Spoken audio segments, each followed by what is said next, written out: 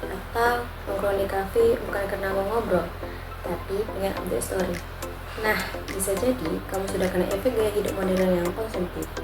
Yuk kita bahas gimana globalisasi ngaruh ke gaya hidup kita sebagai mahasiswa. Zaman sekarang, gaya hidup mahasiswa banyak berubah.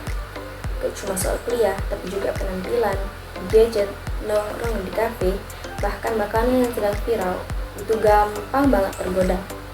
Karena pengen beli ini, beli itu, pengen jajan ini, jajan itu.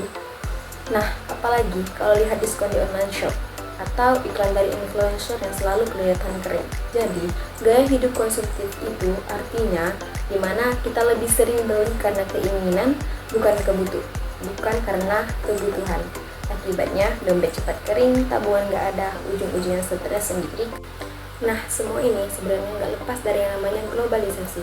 Informasi dan budaya luar gampang banget masuk lewat media sosial seperti YouTube, TikTok, dan aplikasi lainnya. Kita jadi cepat banget terpapar tren baru, entah itu fashion Korea, lifestyle barat, atau teknologi terbaru. Positifnya sih banyak, kita bisa belajar lebih luas, punya akses ke ilmu, dan peluang dari mana saja. Tapi kalau nggak disaring, kita bisa ikut arus tanpa sadar. Akhirnya cuma jadi konsumen, bukan jadi penciptanya.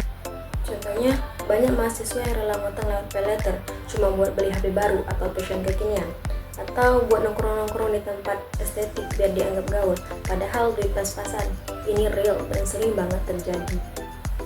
Jadi, gimana sih solusinya? Pertama, kita harus bisa bedain mana yang kebutuhan dan mana yang keinginan. Yang kedua, jangan gampang terpengaruh oleh tren-tren. Kita punya pilihan mau hidup sesuai nilai yang kita percaya. Dan yang ketiga, yuk biasain hidup sederhana tapi bermakna. Jadi, globalisasi itu nggak bisa dihindari, tapi kita bisa kok jadi mahasiswa yang cerdas, bijak, dan tetap punya prinsip. Hidup nggak harus mewah, tapi yang penting bermanfaat. Oke teman-teman, itu sedikit penjelasan dari saya tentang gaya hidup modern dan dampak globalisasi bagi mahasiswa.